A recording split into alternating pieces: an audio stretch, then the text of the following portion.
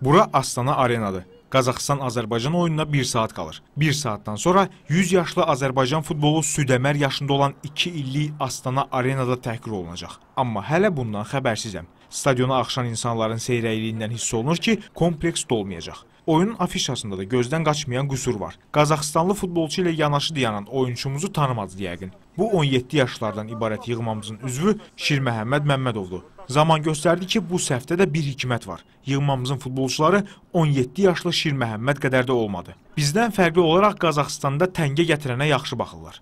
Çünki təngə onların pul vahididir. Biletin qiyməti də yerindən asılı olaraq 500, 1000 və 3000 təngədir. Manatla təxminən 3, 6 və 18 manata. Bu gələnlər də bizim azarkeşlərimizdir. Hələ ki üzləri gülür. Bugün komandamızdan biz ancaq qələbə, gəlmiş onları dəstəkləmək, onları da ruhlandıraq. Və onlardan da gözləyirik ki, onlar da bizi ruhlandırsın öz qələbəliyi. Düzdür, ilk dəqiqələrdən bu oyun 90 dəqiqəlik qorxu filminə bənzəyirdi. Amma vaxt keçdikcə janr dəyişdi.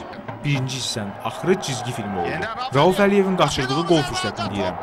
Sonra 15 dəqiqəlik fasiləyə yollandıq. Futbolçularımız soyunub geyinmə otağına getdi. Nə baş verdisə, ikinci hissədə açıq-saçıq futbola şahidlik etdik. Batırlar qapımızın astanasına yerləşdi. Elə bu anda oyuncularımız batırdı. Həm də adımızı. Avropa çempionatının seçmə mərhələsində qol vurmayan Qazaxlar 2 dəfə fərqləndi. Oyun boyu Vüqarımızı bir dəfə göstərdik. O da Vüqar Nadirovun vurduğu qol epizodunda. Əvvəlcə 100 verdiyi dırnaqarası hədiyyəsinə görə baş məşqçi Berti Fox'a sağ ol deyirəm. Mütəxəssisə Astanadan Almaniyaya birbaşa bilet varmı sualını verdim. Sualı gülüşlə qarşılayıb bu haqda məlumatın olmadığını dedi. Astanadan ayrıldıq. Futbolcu Azərbaycan yığma komandası 100 illiyin son məğlubiyyətini aldı. Hazırda Bakı vaxtı ilə saat gecə 1-dir və biz Futbolcu Azərbaycan yığması üzvləri ilə birgə Astanadan Bakı şəhərinə uçuruq. Halbuki bu məğlubiyyətdən sonra komandamız hava nəqliyyatından yox, yeraltı nəqliyyat vasitəsindən istifadə etsəydi, daha məqsədə uyğun olardı. Məğlubiyyət eniş deməkdir. Uduzmaqdan sonra uçmağın keyfini çıxaran futbolçularımız bir o qədər pəjmürdə görünmürdü. Uçmağın belə bir mənası var da. Biri var qələbə çalıb uçasan sevincindən. Bir də var məğlubiyyətdən sonra uçasan. Məğlubiyyətdən sonra uçmaq biraz qəribə gəldi. O ki qaldı biraz belə, yəni biz olan olub keçən keçib, düz də olmamalıydı. Heç olmasa utanırsınızmı?